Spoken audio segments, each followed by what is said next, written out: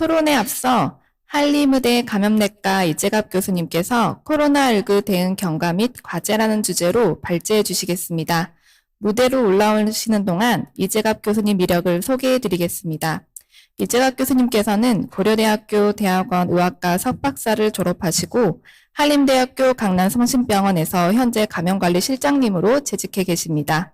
또한 중수본 생활방역위원회 위원을 역임하셨고 중소병원 감염관리 자문시스템 책임자, 질병관리청 감염병 위기관리 전문위원회 위원으로 계십니다.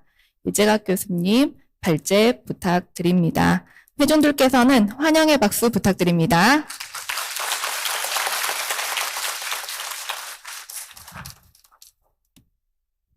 위치상 제가 앞으로 나가서 말씀드리는 게 나을 것 같습니다.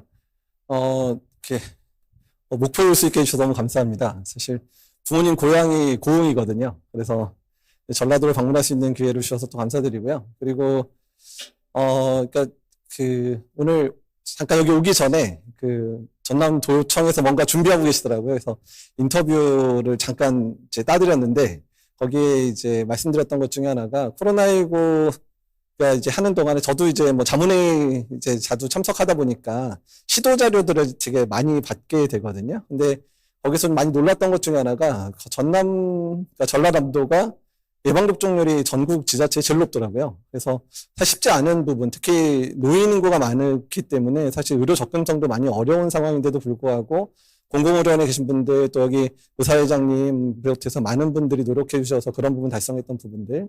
또 두 번째는 좀 안타까웠던 부분이기는 한데, 그러니까 의료 수요 중에 특히 중환자실을 확보하기가 너무 어려운 조건인 부분들을 좀 알고 있었거든요. 왜냐면 이제 대학병원이 있기는 있지만 사실은 이제 광주에 인접해 있는 부분이다 보니까 이제 권역 대응하면서 광주하고 전남이 묶어서 대응하긴 했지만 그래도 광주 입장에서는 강주에 있는 환자 먼저 수용하려고 했었기 때문에 당연히 전라남도에 사실 노인 인구가 훨씬 많음에도 불구하고 또 중증 환자가 많이 발생할 수 있음에도 불구하고 되게 고생하셨겠다는 생각이 들었습니다. 그래서 사실은 중환자 늘어날 때 어디가 제일 먼저 차나를 제일 먼저 봤더니 전남이 언제나 제일 먼저 이제 포화 상태에 이르는 것들 봤고 일부는 저희가 이제 서울 이제 남부 쪽에 있는 그러니까 대림동에 저희 병원이 있는데 가끔 전남에서 환자 이송해도 되냐는 연락을 가끔 받았거든요. 그래서 야, 전남도 좀 엄청 고생하셨겠구나 상황이 들고 오늘 이제 내려오면서 얘기를 듣다 보니까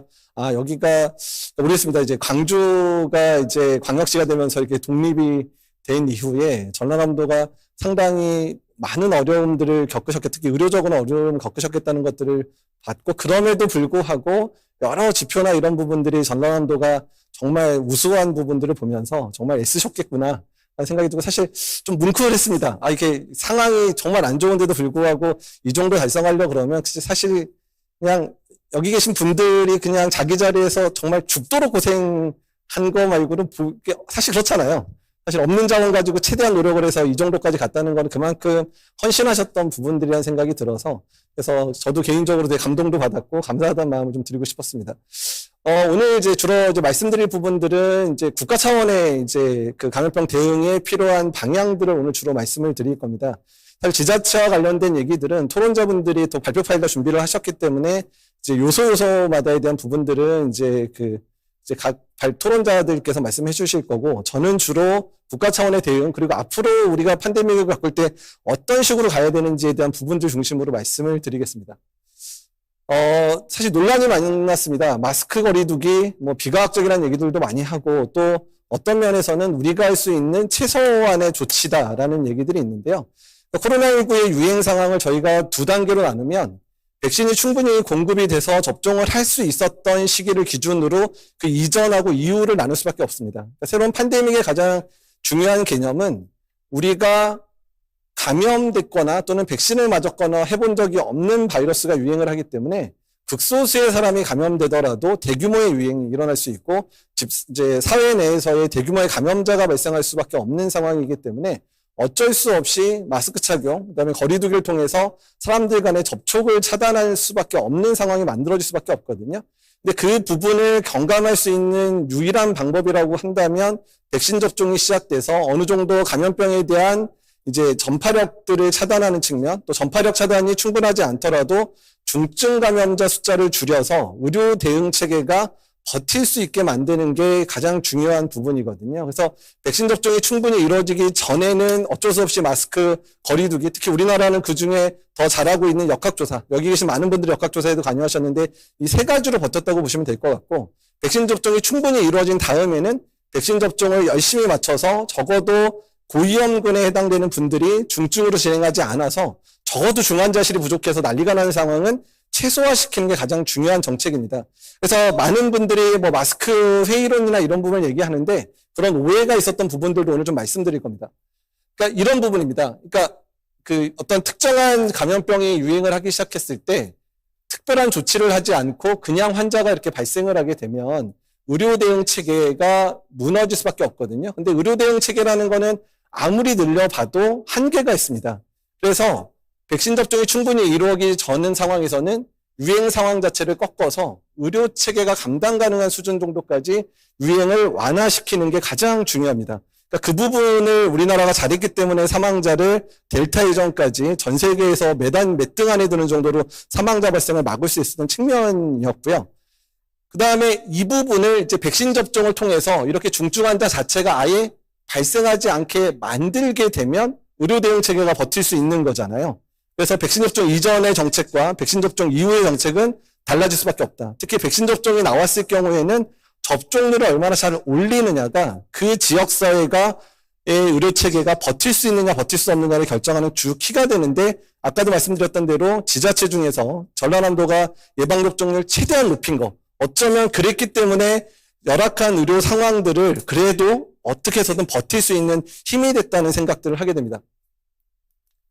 그 다음에 이제 마스크 착용과 관련된 부분을 말씀을 드리면, 최근에 나온 이제 시뮬레이션 자료인데, R0가 2.5, R0는 아시겠지만 한 명의 감염자가 몇 명을 감염시키는 자를 보여주는 자료거든요. 그러니까 처음에 우한에서 시작된 이제 그 오리지널 코로나 바이러스는 R0 값이 2.5였습니다. 2.5 정도 수준의 바이러스라면 마스크 착용, 특히 효율이 좋은 마스크를 전 국민이 한 90% 이상 착용만 하더라도 대부분의 유행 상황을 차단할 수 있는 상황들을 만들 수가 있습니다. 마스크 효율이 떨어지는 이제 덴탈 마스크나 이런 걸 쓰더라도 어느 정도의 예방 효과가 확실하게 드러나게 되거든요. 근데 다만 여러분들이 느끼셨겠지만 오미크론 유행할 때 또는 델타 유행할 때, 특히 오미크론 때가 느끼셨을 겁니다. 마스크 이렇게 착용하는 거 이렇게 좀 솔직히 좀 느슨해진 적이 있긴 있으시죠. 하지만 그래도 그렇게 변한 건 없는데 오미크론 때는 뭐 이렇게 사람들이 많이 걸리고 그냥 이렇게 집단 발병도 많을까 생각이 드는데, 보시면 R0 값이 6.0, 여기가 이거를 델타나 오미크론 수준의 전파력으로 보거든요. 그러니까 한 명이 6명 이상 감염시킬 수 있는 그 정도 수준인데, 그 정도 되면 마스크 착용을 하더라도 효과가 나타나긴 합니다. 절반 정도의 환자 발생 효과가 나타나기는 하지만 아까 말씀드린 대로 초기보다는 훨씬 더 떨어질 수밖에 없죠. 그러니까 전파력 자체가 매우 강해지면 마스크의 효율이나 이런 부분들 떨어질 수밖에 없게 되거든요. 그러니까 전파력이 강해지는 상황이 되면 될수록 마스크만 의지할 수가 없는 상황이 되는 겁니다. 그래서 백신 접종이 막 이루어질 때 그 초기에 마스크 잘 써서 코로나 안 걸렸던 분들이 그냥 이렇게 마스크 잘 쓰고 잘 버티면 백신 꼭 맞아야 되겠어 얘기를 많이 하셨던 분들이 있는데, 어쨌든 그런 상황에서 백신 접종까지 하게 되고 마스크를 잘 착용하게 되면 마스크 착용 자체가, 그러니까 백신 접종 자체가 R0 값을 낮추는 효과가 2에서 3 정도를 낮춥니다, 보통.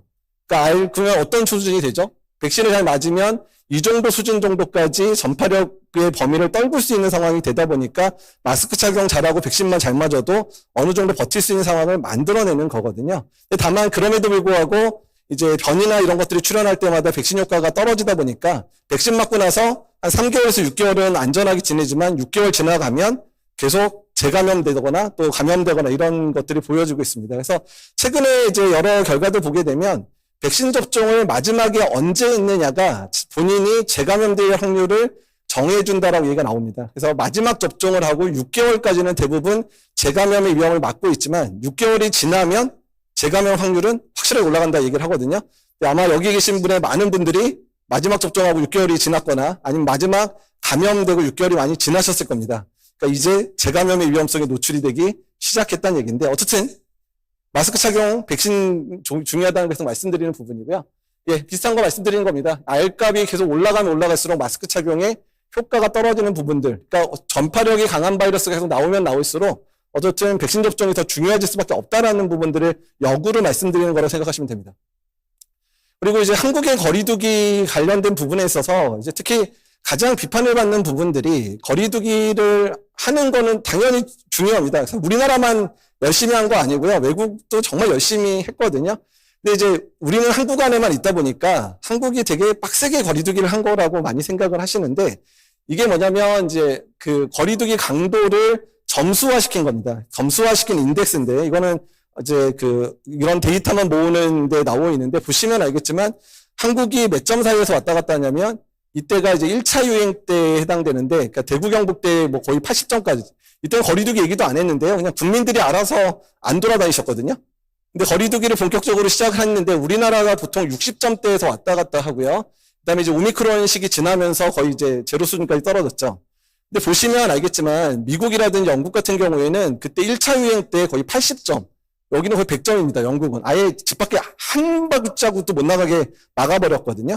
근데 보시면 그 이후 시기의 점수가 60점대, 80점대죠. 그냥 우리나라랑 다 비슷한 수준의 거리두기를 했습니다. 그러니까 우리도 나라만 거리두기를 빡세게 한 게 절대로 아니라는 걸 보여드리는 거고요. 우리가 알고 있는 타이완 같은 경우는 초기에 이제 확진자 발생을 안 하니까 거리두기를 되게 완화하고 마스크도 가끔 안 쓰고 다녔죠. 근데 오미크론 유행할 때 여기가 확 올려가지고 거리두기 해서 여기도 보시면 80점까지 올린 적이 있고요. 그다음에 뭐 일본은 전반적으로 그냥 우리나라 비슷한 수준 가고 독일도 이때 락다운 시켰을 두 번의 락다운을 거쳐서 왔는데 이때 거의 180점 넘게 올라갔거든요. 그래서 그러니까 우리나라의 거리두기성은 그냥 확 올렸다가 떨궜다 이게 아니라 그냥 초반부터 꾸준하게 그냥 조였다가 백신 접종 충분히 이루어지고 나서 그냥 풀어내는 방식으로 갔다. 이렇게 보시는 게 적당할 것 같습니다.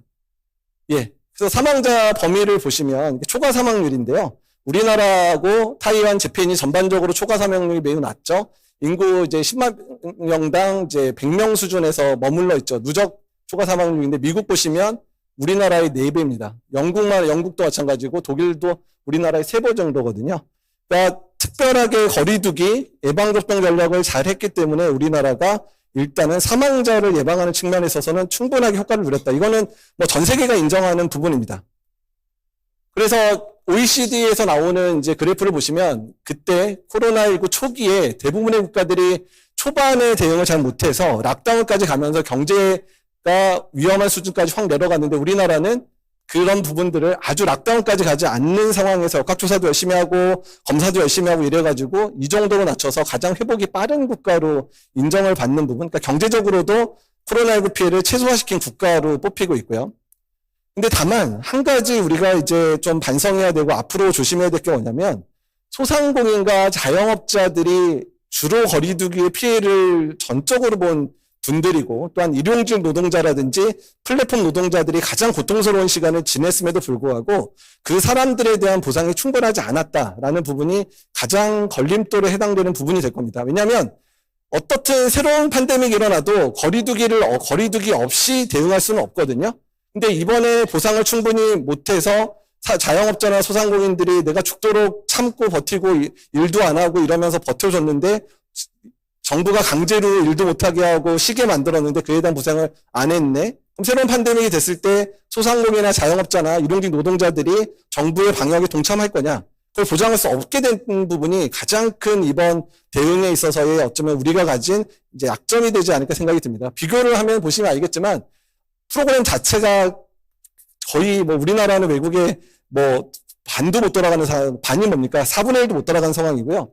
실제로 재정 소요를 보더라도 우리나라가 다른 국가에 비해서 거의 다른 선진국에서 5분의 1 정도밖에 재정 지출을 하지 않았습니다. 근데 사실 양하금이 있는데 사실 미국이 돈을 저렇게 많이 풀어가지고 지금 인플레이션에 극심하게 시달리는 상황들이 만들어진 부분이 있기는 있죠. 그리고 우리가 예상하지 않았던 우크라이나 그다음에 러시아의 전쟁이 터지면서 고물가 행진이 그려지면서 문제가 됐기 때문에 소상공인 자영업자들을 더 나락으로 빠뜨리는 일이 벌어졌기 때문에 이때 돈을 안 푼 게 우리나라로서는 잘한 걸지도 모르겠지만 그때 타격을 받은 소상공인 자영업자가 우크라이나 러시아 전쟁 이후에 고비용 문제 때문에 계속해서 피해를 보고 있는 상황이 된 부분들은 매우 아쉬울 수도 있다. 그러니까 사실 경제 상황이 우크라이나나 러시아 전쟁이 일어날 거로 어느 누구도 예측을 못했던 상황이니까 벌어진 부분이지만 어쨌든 이런 부분들이 좀 아쉬운 측면이고 그 앞으로 다음 팬데믹을 대비할 때 가장 중요한 경제적인 부분들에 있어서는 거리두기를 통해서 어떤 효과를 누리기 위해서는 그거에 대한 반드시 보상을 철저히 하지 않고서는 앞으로 소상공인 자영업자들이 방역에 동참하게 하기는 매우 어려워졌다. 이 부분들을 꼭 알고 계셔야 될 것 같습니다. 의료 대응과 관련된 부분들 주로 말씀을 드릴 건데요. 그러니까 정말 감염병 대응 기관과 시설이 어마어마하게 많습니다. 이게 뭐 사실 중간에 있다가 없어지기도 하고 그래서 되게 헷갈리기도 하는데 어쨌든 각각의 기능들을 하면서 어쨌든 우리가 버텼고 아마 여기에 있는 기관 중에 뭐 하나에는 다 간여하신 일들이 다 있으실 건데요. 예. 그래서 지금 저희가 이제 그러니까 이게 5기 때까지 저희가 이제 보고서를 쓰면서 만든 건데 그러니까 1기는 이제 1차 유행, 2차 유행. 그래서 대구 경북에 큰 유행이 있을 때부터 이제 이태원발 2차 유행 때까지를 1기로 보통 표현하고요. 2기가 이제 그의 겨울 유행 되기 전까지, 그 다음에 이제 3기가 이제 겨울 유행, 3차 유행, 그 다음에 제4기가 이제 델타에 의한 피해가 극심했던 시기, 5차가 오미크론에 의한 시기인데, 보시면 알겠지만, 확진자 규모가 어마어마하게 차이가 납니다. 그쵸? 델타 때부터 이제 규모가 확 늘어나기 시작을 했죠. 근데 일 평균 확진자 숫자가 오미크론 때 18만 명인데, 델타 때 되게 난리가 날 줄 알았잖아요. 나라가 망하는 듯한 느낌을 받았는데 그때 가장 하루에 많이 확진자 발생한 날이 9천 명입니다. 근데 지금 주간 평균으로 1일 환자가 몇 명 정도 발생하는지 아시는 분 있나요? 이제 주간 단위로 발표하니까 별로 관심 없으시죠? 지난주에 평균으로 16,000명 발생했습니다. 하루 평균. 그다음에 지난주 피크인 날짜에 25,000명 발생했거든요. 지금 25,000명 발생했다 그래도 전혀 간이 콩알만해지지 않으시죠? 근데 그 당시에 9,000명 발생할 때 중환자실 부족의 맥시멈에 다다랐고 정말 병원들 무너지는 줄 아는 그런 상황들이 벌어졌었거든요. 근데 오미크론 때는 하루에 18만 명, 피크인 날 60만 명이 발생했는데도 버텼잖아요. 그러니까 우리가 어떻게 대응하느냐에 따라서 또한 백신 접종이 어땠느냐에 따라서 상황이 완전 달라질 수 있다는 걸 보여드리는 장면이고요. 어쨌든 이제 어쨌든 확진자 재원 위중증 환자 보여드리는 건데 재원 위중증 환자가 제일 많았던 시기가 이제 2020 4월 달에 이때 피크입니다. 오미크론 때 피크고 이때가 델타 피크 때 피크거든요. 거의 중환자 수준은 델타 때나 그러니까 하루에 피크일 때 9,000명 발생했던 델타 시기하고요. 하루에 60만 명 발생했었던 오미크론 때하고 거의 재원 위중증 환자 숫자는 큰 차이가 없었습니다. 그만큼 델타의 파급력이 높았다는 얘기고 또 델타의 파급력이 높을 수밖에 없었던 주된 이유는 예방접종이 이루어졌을 때 60대, 그러니까 델타가 7월부터 유행을 했는데요. 7월까지 60대가 한 80% 정도, 60대 이상이 80% 접종을 했고요. 40, 50대 접종이 7월, 8월에 이루어졌거든요. 그래서 9월, 10월 되기 전에 40, 50대까지 델타의 병독성이 많으면서 중증 환자가 집중적으로 발생을 했었고 델타 후반에 예방접종 안 하셨던 분 중심으로 이제 환자가 발생하면서 델타 때 위기가 왔었고요. 오미크론 때는 딴 게 없습니다. 그냥 전체 확진자 규모가 너무 크니까 중증 환자가 너무 많이 발생할 수밖에 없었던 조건이 됐기 때문에 힘들었던 과정이기는 하거든요. 근데 다만 60만 명이 발생했는데 이때 사망자가 델타 때 사망자가 한 16,000명에서 2만 명 정도로 생각을 합니다. 그래서 우리나라 전체 사망자의 3분의 2가 오미크론 유행할 때 발생을 하긴 했었거든요. 근데 다만 비슷한 규모의 유행이 있었던 국가 중에서는 우리나라 사망자가 매우 낮은 국가 중에 하나입니다.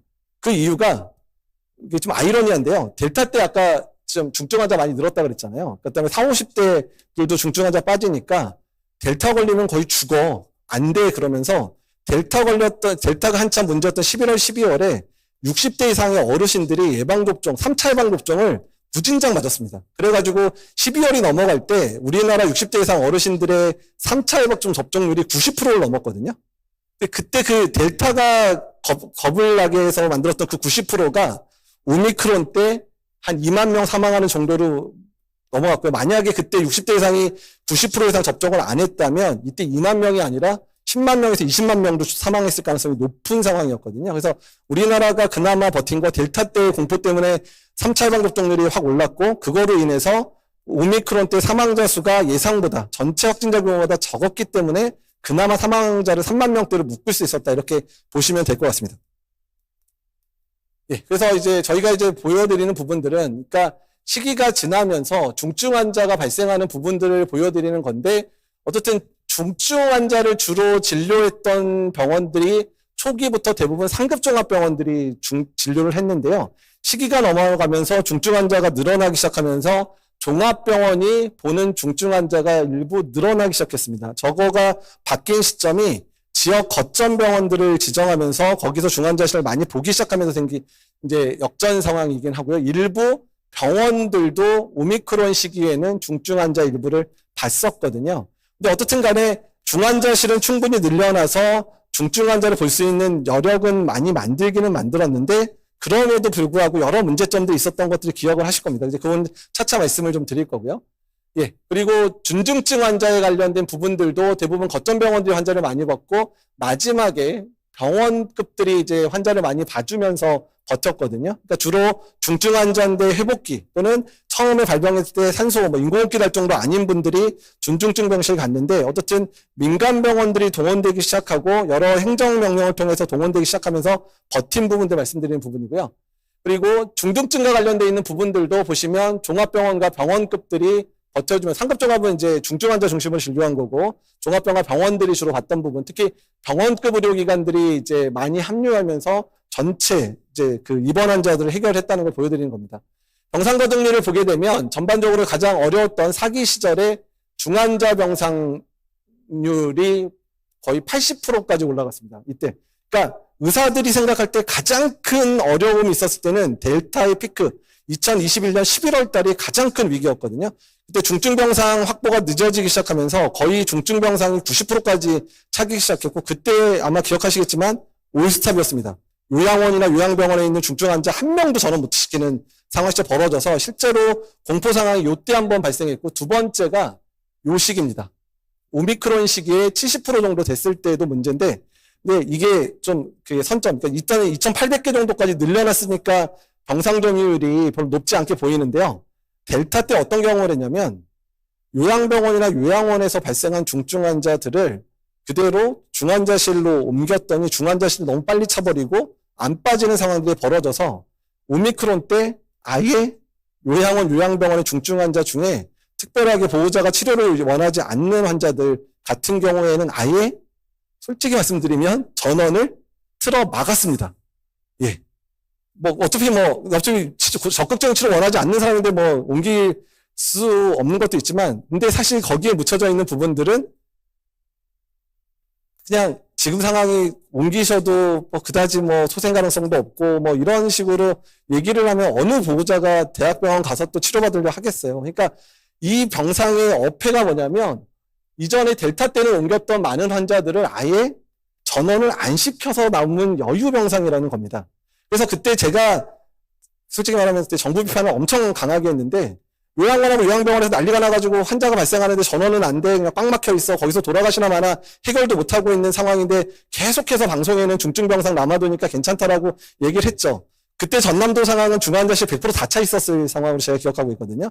중환자 발생을 하면 줄 서 있어야 되는 상황도 발생했고 심지어 아까도 말한 대로 저 시기에 서울에다가도 환자 보내겠다는 얘기 나오는 시기였거든요.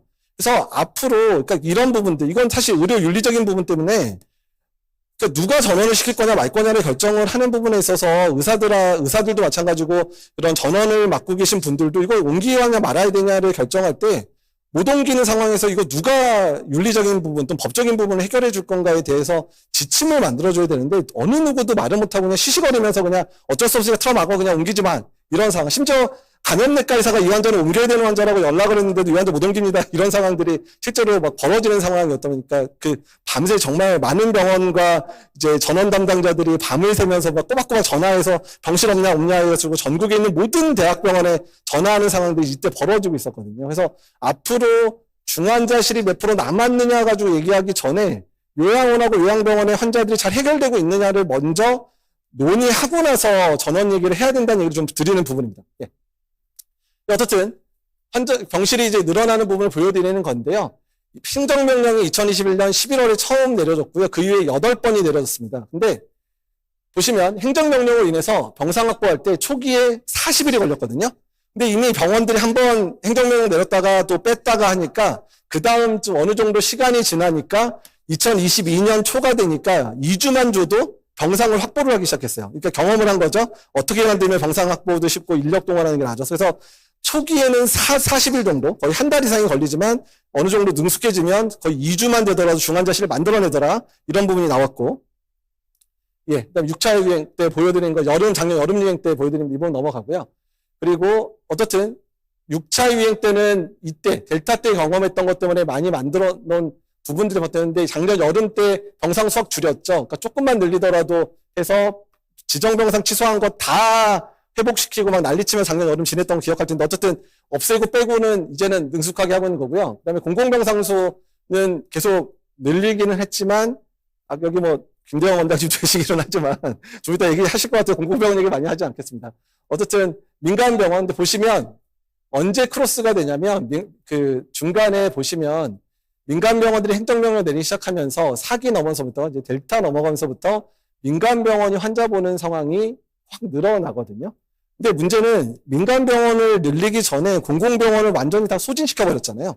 그래서 공공병원의 필수 의료를 다 막아버리고 모든 공공병원이 코로나 환자만 보게 만들면서 그게 지금 후폭풍이 와서 지금 병원 다시 열어가지고 일반 환자 보려고 그러는데 환자들도 배신감 있거든요. 내가 맨날 혈압약 타고 치료받던 병원이 갑자기 다 문 닫고 외래를 안 보기도 하고 막 이러면서 못 오게 하면 저 병원 믿고 내가 10년, 20년 다녔는데 이제 약도 안 주네? 그러니까 다시 돌아오라 그래도 그냥 이미 옮긴 병원이나 의원에서 약 받고 말지 다시 안 돌아가요. 그러니까 지금 후폭풍 맞아서 전국에 있는 모든 공공병원들이 코로나 때는 코로나 손실보상 수당 때문에 그냥 처음으로 흑자라는 걸 한번 누려본 한 6개월이 있었는데 지금은 다 적자. 환자 안 늘고 환자 안 오려고 그러고 심지어 의료진들도 자기가 외과 의사인데 맨날 수술해야 될 외과 의사가 맨날 코로나 환자만 보고 있는 상황 되고 이러니까 다 간두고 나가고 해서 오라 그러니까 또 팬데믹 되면 또 나 수술 못하게 할 거야 막 이러면서 이제 그러니까 의료진들도 안 돌아오고 이런 상황 때문에 공공병원이 전국적인 위험을 맞힌 상황이 돼서 그래서 만약에 이제 이게 골든크로스라고 말해도 데드크로스일지 모르지만 민간병원이 환자를 더 많이 보는 시기하고 이렇게 크로스가 되는 시점을 이 시점이 아니라 이 시점으로 옮겨놨으면 조금만 한 1년만 옮겨놨으면 공공병원도 그냥 몰빵하지 않고 필수의료 적어도 공공의료기관 아니면 못 봐주는 환자는 진료하면서 일부만 동원할 수 있게 만들기만 했어도 어차피 민간 동원했잖아요. 어차피 끝에 이렇게 될지 모르고 있었으니까 공공병원에만 막 몰빵을 한 거긴 하겠지만 1년만 먼저 민간병원을 동원하기 시작해서도 공공병원 이렇게 처참하게 힘들어지는 상황은 안 생겼을 거거든요. 그래서 이제 그런 부분에 대한 비판. 그래서 앞으로 적어도 우리나라가 공공의료 체계를 확충해서 한 50%는 공공의료 체계 이렇게 되기 전까지는 초반부터 민간의료기관 동원해야 돼요. 어쩔 수 없어요. 그러니까 돈을 많이 들이든 어떻든 아니면 초반부터 데뷔할 때부터 교육도 시키고 막 돈 줘서 이제 니네 병상은 반은 우리 거야 막 이런 식으로 만들어서 민간병원을 동원하더라도 민간병원을 초기부터 동원하지 않으면 안 된다는 부분 꼭 말씀드리는 부분입니다. 아니면 제일 좋게는 공공의료를 확충을 해주면 좋죠. 근데 안 그렇잖아요. 안 해주잖아요. 지금 코로나19 끝나가는데 공공의료기관 새로 세운다는 지자체 거의 없거든요. 돈을 줘야 의료기관을 만들죠. 특수병상은 할 말이 없습니다. 이 특수병상 쪽은 평소에도 문제가 되는 거죠. 소아는 지금 3개월 동안 소아 환자 확 늘었는데 응급실에 진료가 안 돼가지고 막 119에서 못 내려가지고 코로나 환자도 아닌데 못 내려가지고 지금 사망한 아이들이 막 나오고 있는 상황이니까 이런 부분들. 근데 어쨌든 얘는 평소에도 잘해야 돼요. 분남병원 전남에도 별로 없죠. 예, 소아병원 지금 응급실 운영하는 소아과 병원 거의 없으실 거예요. 추석실은 그래도 이제 내과 원장님들이 애써셔가지고 그래도 확보가 되지만 추석도 코로나 초기에는 가장 큰 문제가 추석하는 환자가 막 5일, 일주일 동안 추석 못 받고 그냥 집에서 계속 나 추석 어디서 해줘요? 그래서 환자가 직접 추석하는 의료기관 100개 정도 전화해서 막 추석하는 그런 상황이 실제로 벌어졌거든요. 그래서 이런 부분들은 솔직히 대책이 없는데요. 그러니까 제가 어떻게 대책을 마련하기보다는 평상시에 잘해야지 대책이 생기는 부분이거든요. 그러니까 평상시에 잘하자라는 부분도 말씀드린 부분입니다. 그래서 병상과 관련된 부분 그래서 이제 재원들 중심으로 말씀을 드리면 그러니까 앞으로 그러니까 단기적 재원은 엔데믹 시기에는 그냥 일반적인 모든 병원들이 코로나 환자 볼 수 있게 해줘야 돼요. 그래서 수가에 차등을 줘서는 안 됩니다. 그러니까 거점병원이든 국가지정 격리병상이든 일반 병원이든 같은 환자를 보면 같은 수당을 줘야 돼요. 근데 다만 일반 병상은 수가를 주는 거로 끝내면 되지만 거점병원이라든지 공공병원은 시설을 운영하거나 하는 지원비를 주는 방식으로 좀 이원화된 체계를 가지고 가야 된다는 부분 말씀드리는 부분이고 장기 계획은 적어도 대학병원 또는 상급종합병원은 중환자실 자체가 이런 팬데믹이 오면 바로 동원될 수 있는 구조를 만들어야 됩니다. 그래서 아예 초반부터 거기 인력이라든지 운영비나 이런 부분들을 충분히 제공하면서 특히 1인실의 범위를 늘려놔서 언제든 감염병 환자 늘어나면 상급종합병원들은 동원될 수 있게끔 해야 되고요. 전남처럼 상급종합병원이 별로 없는 곳 같은 경우는 2차 병원이라도 동원해서 해야 될 수밖에 없다는 겁니다. 그래서 병원 종별로도 이제 공공병원 종합병원이나 종합병원, 거의 대학병원 또는 비대학 종합병원들 자체에서 중증 환자의 역량을 키워놓을 수밖에 없는데 이것도 뭐 말이 힘들긴 하지만 키워야 된다는 얘기 말씀드리는 거고 일반 병상 같은 경우에도 아까도 말씀드렸듯이 병원급 의료기관들이 민간 의료기관들이 초기부터 나서기 시작하도록 만들어야 공공병원도 살고 민간병원도 삽니다. 그래서 이 부분 다시 한번 강조드리는 부분이고요. 예, 특수병상, 분만투석 음악 관련 시설 국가에서 만들어주지 않으면 절대 안 만들거든요. 이거 국가에서 제공해야 되고요.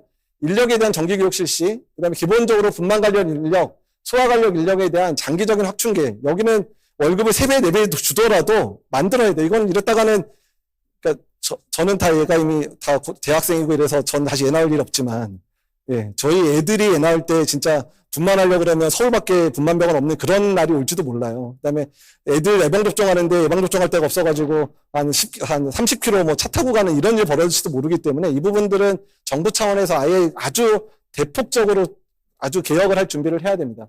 뭐 외래진료나 그런 부분들은 이제 공공의료 클리닉, 특히 이번에 만들었던 호흡기 클리닉들을 모델로 삼아서 상시 준비될 수 있는 제도 만드는 부분들 중요하다는 부분 말씀을 드립니다. 그래서 결론 말씀드리면 한국 같은 경우에 그러니까 마스크 정책, 거리두기 정책을 통해서 사망자 수 억제, 경제적 피해 억제에 충분히 기여한 거는 맞다. 다만 그런 제도를 운영함에 있어서 사각지대에 놓인 사람들에 대해서 앞으로 어떻게 지원책을 마련할 거냐. 이거는 지자체도 노력해야 되고 정부도 노력해야 되는데 이 부분을 어떻게 할 거냐가 다음 팬데믹의 관건입니다.